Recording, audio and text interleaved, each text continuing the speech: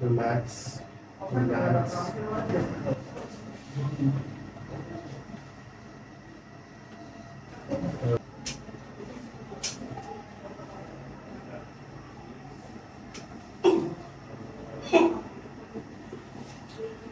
करो लिखिए उठिएगा।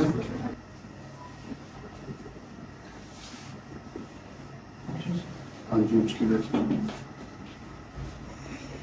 अब आप अपनी नेक को चेक करें। ठीक हो गया ना? बिस्मिल्लाहिर्रहमानिर्रहीम। मेरा नाम डॉक्टर मोहम्मद आमिर सईद है। By profession I physical medicine rehabilitation specialist हूँ एंड स्पाइनल मैनिपुलेटिव थेरेपिस्ट हूँ। आज ये पेशेंट मेरे एबटाबाद से आए हैं। ये वाया चैनल यूट्यूब देख के आए थे।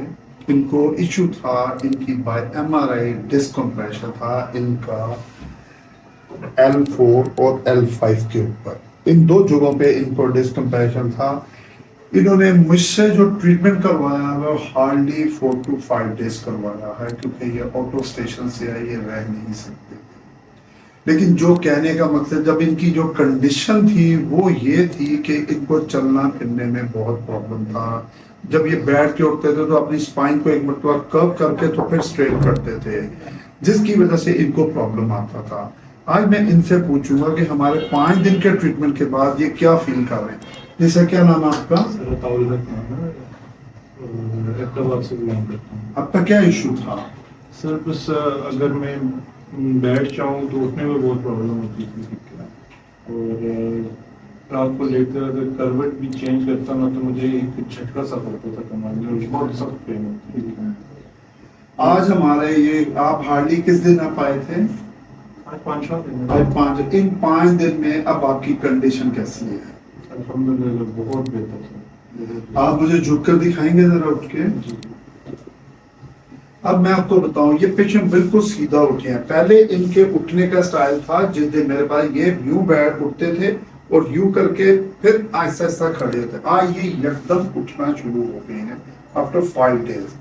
गो इन्होंने कंप्लीट ट्रीटमेंट नहीं लिया। मैंने इनको एडवाइस किया था 6 to 8 वीक। और एक और बात बताऊं, डॉक्टरों ने इनको कहा था कि आपको ऑपरेट होगा, यही कहा था उन्होंने।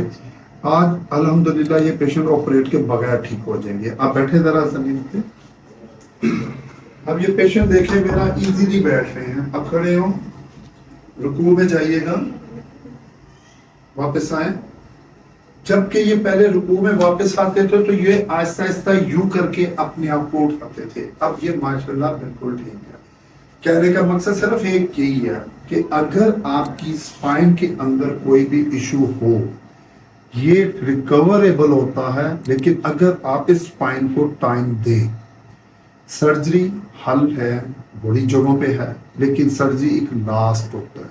उससे पहले आप कंजर्वेटिव ट्रीटमेंट करवाएं। अगर आपका ये हल ना हो तो देन आप सर्जरी पे जाएं, बजाय कि सर्जरी के बाद लौट के वापस आएं और उसका आपको फायदा ना हो। फिर इंसान सारी जिंदगी के लिए पेन में रहता है। अस्सलाम वालेकुम।